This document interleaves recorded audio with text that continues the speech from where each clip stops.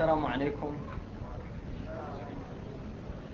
Christians used to say, and I think they still do in the Catholic tradition, Pax Vobiscum, which means peace be upon you. I want to first say that sometimes it's not fair to the first speaker that the second speaker has the opportunity to hear the first speaker's talk and then can use that as a sort of springboard for some of his own ideas or articulations. And in classical debate, the first speaker is always at a disadvantage because the second speaker can also point where all the holes lie in the argument. The idea of this talk, I think, was to be a dialogue, and in Arabic the word is used for debate as well. Hiwar. But I'll try to avoid that. Although I do find it a little tempting, and I'll tell you why. I am one of those North Americans who the esteemed doctor referred to that left Christianity and converted to Islam. And I don't think it was, in fact, as a result of not examining Christianity or setting out on a spiritual journey that didn't involve going to church.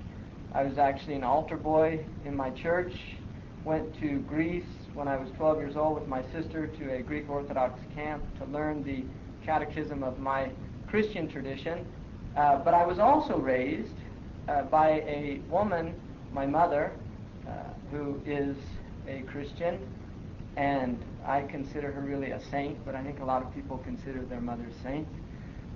She raised me to be extremely tolerant of other traditions and other peoples, and I think that enabled me in a way, unlike many Christians who are raised believing that Christianity is absolutely the only way, and other religions other than Judaism are traditionally seen as pagan traditions.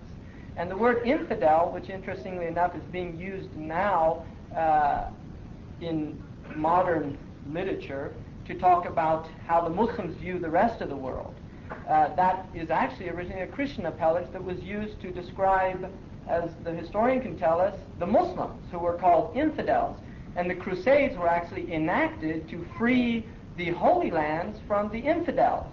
And infidel in Latin means that without faith. Literally, the one without faith. And it's interesting that I think, for me, one of the most interesting things about Islam is that it recognizes the face of other people, and not only recognizes it, but honors it, and allows their faith to be maintained. And I think what the professor referred to in the beginning of his talk about the idea of, historically, there's been a lot of hostility between the Christians and the Muslims, but at the same time there have been periods of tolerance and cross-fertilization and mutual respect. I think you will often find historically that the hostility was actually directed from the Christian West to the Muslim lands, and the tolerance was more often than not from the Christians, from the Muslims towards the Christians. And the fact that there is no longer a church that has a mosque in it. In fact, all of the churches in Muslim Spain are originally, or the vast majority in southern Spain, are originally mosques. And if you go to Cordoba, which is now Cordoba, the biggest cathedral there is actually the mosque that was built by the Umayyad dynasty there.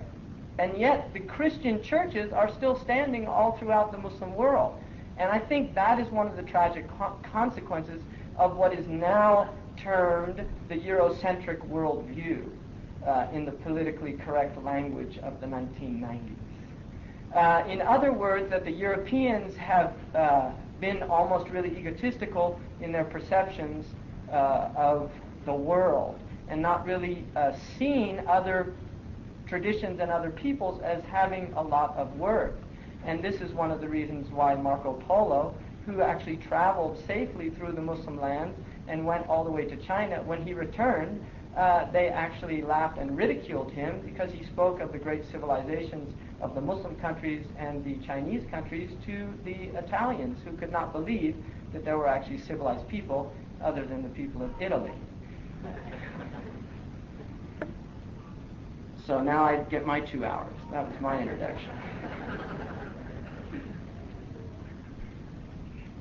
It's interesting, those 7 points, which I was going to tell the professor that he could just become Muslim, and they're all there. But he's reading the Quran, so that's a start.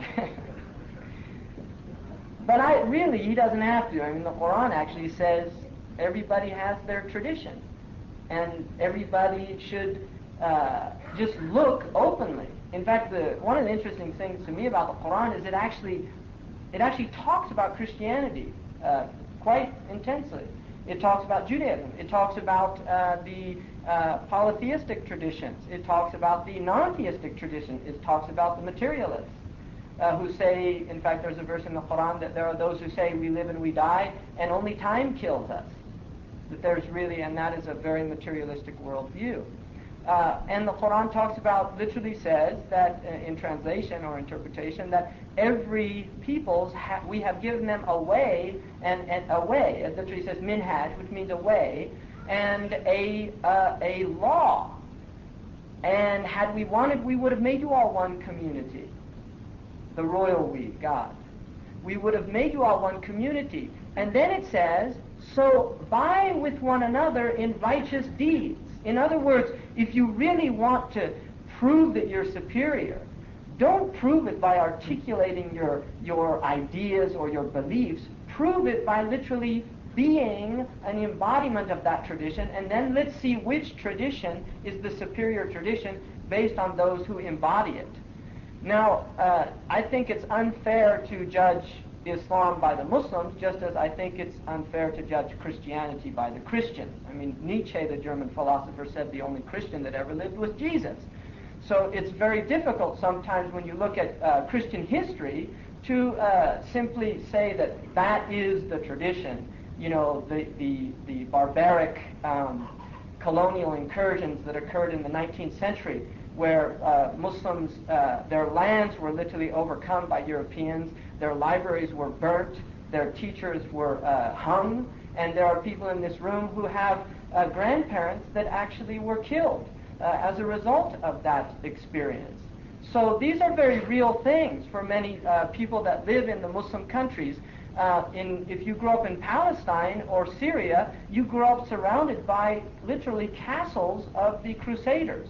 So while the crusading idea is really ancient history, I mean, most Americans, and I speak of, the Americans living in America, and then also probably the Canadians, although I don't know because my experience is out of an American. Most Americans, I mean, their idea of the Crusades is a cartoon that I grew up called Crusader Rabbit. I mean, that's pretty much the extent of most Western people's knowledge of the Crusades. And yet for Muslims, the Crusades is something very, very imminent, very real, very present, and very near. And there's a lot of Muslims that in a way still feel that the Crusades are going on. We now have 5,000 American soldiers by quote-unquote official count on the Arabian Peninsula, which for the Muslims is actually sacrilegious. But that's a whole other topic, and I won't go into politics tonight. What I'd like to look about just a little bit of, and I want to say to people who are Christian that I in no way want to offend anybody's faith, because I really do respect other people's faith, but at the same time I would like to articulate as best I can some of the Muslim positions and where there are irrevocable differences between the two traditions, because really there are incredible similarities. But this whole idea of, let's look at the similarities and what joins us and not what,